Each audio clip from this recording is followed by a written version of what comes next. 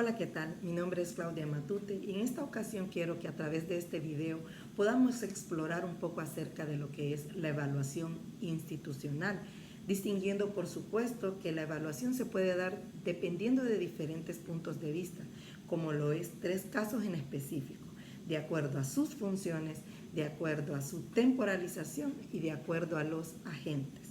Cuando hablamos entonces de evaluación institucional, recordemos que se ha más que todo referido a lo que es dentro del ámbito escolar, considerando que se realiza para prever aquella situación de aprendizaje esperado. Es decir, que históricamente la evaluación se ha visto como aquella práctica, como aquel desarrollo en el que se va a señalar errores, en el que se va incluso a sancionar mediante esta, y que por tanto esto ha generado muchas veces temor, incertidumbres o incluso rechazo a este tipo de procesos. Pero recordemos entonces que la evaluación debe de resignificarse, es decir, de darle un nuevo significado, de considerar que la evaluación puede ser un proceso de mucha utilidad dentro de la institución, ya sea educativa o dentro incluso de algún proyecto que se esté llevando a cabo. Pero entonces, para hablar de la evaluación, no podemos olvidar de dos consideraciones importantes que tiene como finalidad la evaluación. Número uno, recordemos que la evaluación nos va a ayudar a valorar la situación y como parte de esa valorización de la situación nos va a permitir tomar decisiones en determinada situación. Por ende, entonces, cuando hablamos de evaluación de acuerdo a sus funciones, podemos enumerar dos tipos de funciones. Nos referimos aquí entonces a lo que es la evaluación sumativa y la evaluación formativa.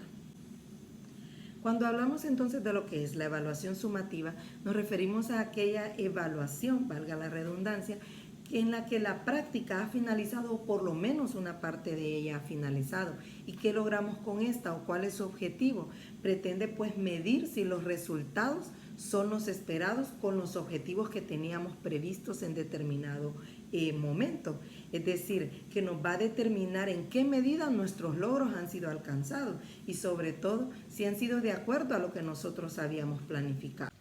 Por otro lado, cuando hablamos de la evaluación formativa, entonces nos referimos a aquella que se da durante la marcha. Es decir, esta se trata de crear más que todo aquel proceso de evaluación y acción que nos va a permitir determinar o realizar o instrumentalizar aquellas estrategias que nos van a permitir a su vez mejorar la marcha y por ende el devenir del proyecto.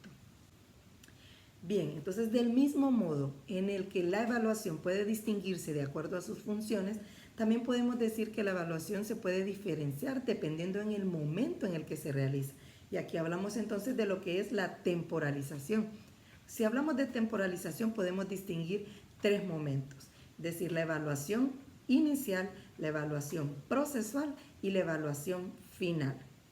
Cuando hablamos entonces de la evaluación inicial, también podemos llamarle lo que es evaluación diagnóstica. ¿Por qué? Porque esta se realiza al inicio de un proyecto, como su nombre lo indica, ¿verdad? Se lleva a cabo antes de que se realice el proyecto. De hecho, esta es parte de lo que es la planificación. Como segunda evaluación o segundo tipo de evaluación tenemos lo que es la evaluación procesual y esta vamos a encontrar que está estrechamente vinculada con lo que es la evaluación formativa. ¿Por qué? Porque este tipo de evaluación implica al conjunto de los miembros que están involucrados en el desarrollo de ese determinado proyecto. Es decir, que la evaluación procesual tiene que ser valorativa de forma continua y permanente. Y como tercer tipo de evaluación tenemos lo que es la evaluación final, como su nombre lo indica, ¿verdad? Pues se encuentra al final de un proyecto, de una etapa de un proyecto y sirve más que todo para valorizar si los objetivos propuestos o los objetivos previstos se han cumplido conforme se encontraban establecidos en la planificación. Por último, entonces, vamos a hablar acerca de lo que es los tipos de evaluación según sus agentes.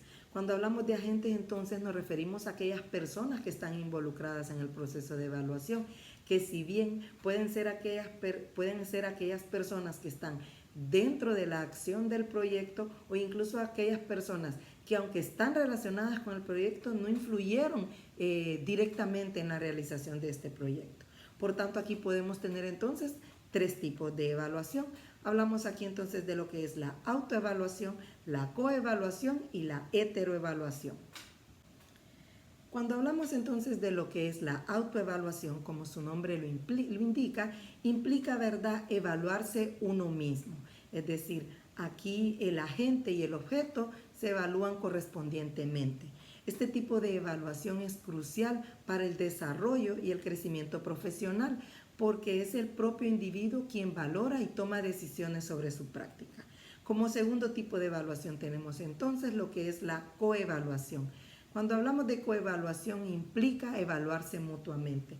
Aquí un equipo va a tomar como práctica la evaluación para reflexionar acerca incluso de sus relaciones, del clima y de cómo se dio la práctica de acuerdo a las funciones que cada uno realizó.